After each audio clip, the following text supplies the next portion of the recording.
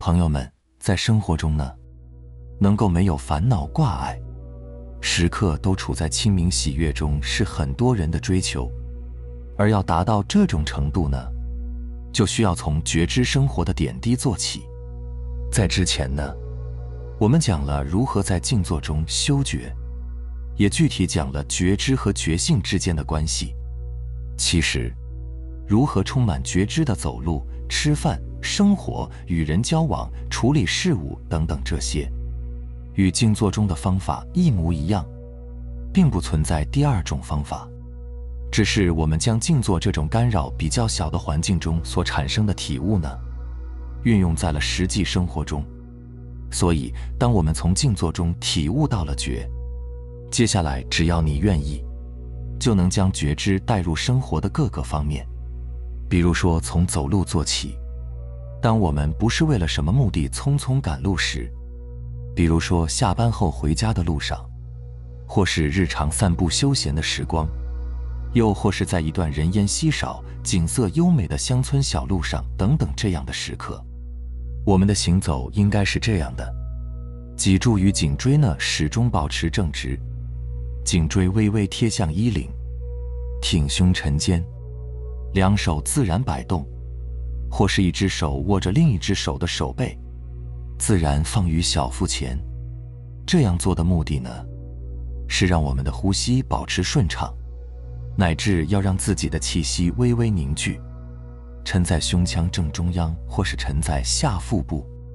也就是气沉丹田。在脊柱颈椎正直的前提下，将所有的专注力去觉知沉静而饱满的气息贯穿于整个呼吸道，微微在顶着自己的上颚，甚至透过了头顶，同时将另一部分专注力放在脚掌与地面的每一步触感中。这样的方法呢，本质与静坐并无不同，只是增加了一点难度，同时将定力与觉知贯穿在行走之中。觉知呼吸某种角度就是在觉知能量，随着气息稳健运行，我们用定力去觉知呼吸与脚步，就能在行走中实现定静，实现休息，实现内在的放松和精力的回复。在这样的行走中，能感受到身心极大的解脱与放松，就好像有一种喜悦和活力从胸口升起。此时再看周边的景色，即便是天天见到的场景，也是新鲜崭新的。我们以往的行走，多数时候是心在跟随着惯性的念头，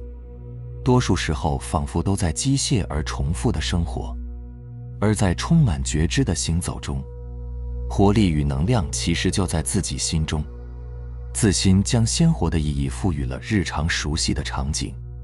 因此我们就能发现细微处的美。所以我们的每一步，每一个眼光放去，都像是在旅行，就像旅行在远方，旅行在山河大海，旅行在一个清净喜悦之地。这也就是带着觉知、带着呼吸的能量行走的意义。在大多数时候呢，行走并不是着急去往下一个目的，着急去往心里的另一个念头，它存在的意义其实就在脚下，就在脚掌与地面接触的每一个触感，每一个脚印之中。好，在了解了行走中定与觉的意义后，其实在吃饭中的修行也没有什么不同。我们人类呢，作为一种动物，对食物的渴望很容易让我们丧失定力和觉知，所以一日三餐呢，往往是修觉知的大好时机。子曰：食不言，寝不语。意思便是吃饭的时候不要聊天，睡觉的时候不要说话，充满觉知的去做生活中的点滴之事，其实就是在修行，就是在净化自己。吃饭多花费一点时间，并不会干扰到我们的日常事务。所谓的忙，只是我们心里的事情很多，心如果能静下来，外在的事情也会有条不紊。那如何有觉知的吃饭呢？举个例子，有一种禅修练习呢，即使是一小份葡萄也能享用1个小时。当我们放下那些刷手机、追剧、看电视的时间，放下那些心被牵着走的时间，都会有足够的时间来进行这样的觉知练习。在这个过程中，我们首先拿起葡萄，那一刻去觉知手指与葡萄的触感是什么样的，充分感受那种触感。接下来，我们还可以去观察这一粒葡萄的颜色，它的表面干净、晶莹剔透。将它放入口中，它带来的味觉又是什么样的？是酸还是甜？细嚼慢咽，去觉知它通过食道，最后进入到自己的胃里的感受。所谓的智慧，其实就是我们清明的觉知就在点滴之中本自具足，点滴之中都蕴含着存在本身的清晰与真相。所以日常生活中的吃饭也是如此。也许我们事务繁忙，不能做到如此精细的觉知，但放慢一餐的速度，暂时放下头脑中的问题和思考，去进行一次短短的觉知练习却是可以的。明白了这些后，你的一次用餐，便是一次身心的放松，便是一次对真相的体悟，乃至其他的一些日常事务，比如扫地、拖地、洗碗也皆是如此。明白这其中的道理，其实一次清扫房间的过程，便是一次净化心灵的过程。我们不会觉得只有把一些东西消除了，把房间打扫得一尘不染了，心里才会舒展。其实清扫的每一步都是一种合一的享受，都是一种静心。我经常说，修行离不开红尘，智慧的提升就是要在红尘中去历练，要在事情上磨砺自己的心性。其实静坐、走路、吃饭、日常琐碎，这本身便是一件件的事，在这其中充满觉知，本身便是磨砺心性。在这个基础上，我们如果能在与人的交往中充满觉知和定力，便是真正意义地步入了生活的真相。与人交往呢，是一个非常广泛的概念，而所有的交往，其实通通只发生在自己当下的一念之中。念念相续，便是念念的与人交往。然而究其本质，所有的关系终究都是自己与自己念头之间的关系。他人和一切事情，只存在于你一个个念头中。某种角度来看，你的一切喜怒哀乐和情绪变化，其实都与他人和事情无关，本质是你自己心性的体现。你看到的是那一刻你心里产生的东西。你如果想让他人变好，让世界变好，本质仍然是增强自己的定力和觉知。当你时刻处于觉知中，你本自定静祥和，你将看到你当下这一念也是清明、无碍、祥和的。所以你见到他人，听到他们的言语，也会是清静祥和的。这一切都取决于你自己是谁。所以如何与人交往，实现人际关系中的静定，前提便是要让自己处于本自清明的觉知中。在这其中，我们首先要做到毫不设防、毫不抵抗，全然向自己的每一念、每种感受敞开。不要觉得自己与人交往中有哪一念是不好的，哪种感受是不应该出现的。相反，你应该去允许自己，接纳自己，甚至应该带着一种呵护感，去呵护自己的每一念。当你呵护和接纳着自己的每个念头感受，其实你便是在接纳他人。我们要明白，障碍和业力是普遍存在的，比如说愤怒、嫉妒、怀疑、愚痴、贪求、悲伤、恐惧等等，或多或少都体现在每个人身上。我们不需要去抵抗他们，而是要像之前的静坐、走路、吃饭一样，去点滴地觉知他们，从他们之中去时时刻刻看见自己是谁。我们如果总是去抵抗，总想要去保护什么，其实往往是对自己业力和情绪的增强。当我们想要逃离和改变自己不愿面对的情绪和念头时，那只是暂时的压制。只有正视和接纳自己，他们才会被时刻转化。所以，真正的道德，并不是树立一个目标让自己去成为。真正的道德，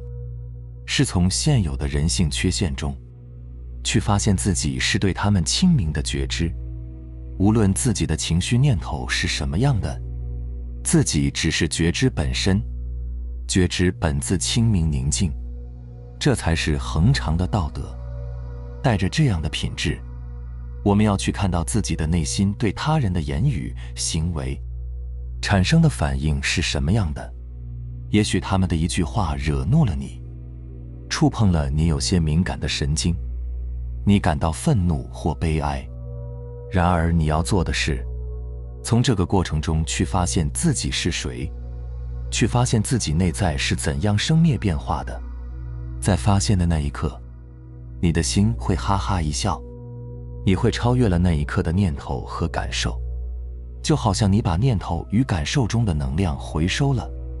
而能量本身便是宁静的。有时候我们也许会对他人的话感到不解，或是感到自己的迟钝和愚蠢，然而你的智慧却没有减少，你正清晰地觉知到了自己的迟钝和愚蠢。于是在那一刻，你看到了自己的这个真相，你又再次哈哈一笑，学会了释怀，这便是智慧本身。又或者，你看到身边的一些人过得比自己好，他的生活仿佛更加顺利，或者是他的才华和能力仿佛触碰到了你的存在感、价值感，于是你不自知地升起了嫉妒。你开始翻找记忆中的观点，试图去做些什么，实现些什么来证明自己的存在。再或者，你担忧着明天发生的事，你变得不安、紧张，试图为自己找一个方向。类似种种恐惧和嫉妒等等，其实都是正常的。我们首先要做到的是接纳自己，正视自己。在恐惧与嫉妒等等业力障碍发生的当下，你需要变得像品尝一粒葡萄一样，去觉知自己的每一个心理变化，仅仅是觉知而已。这时候，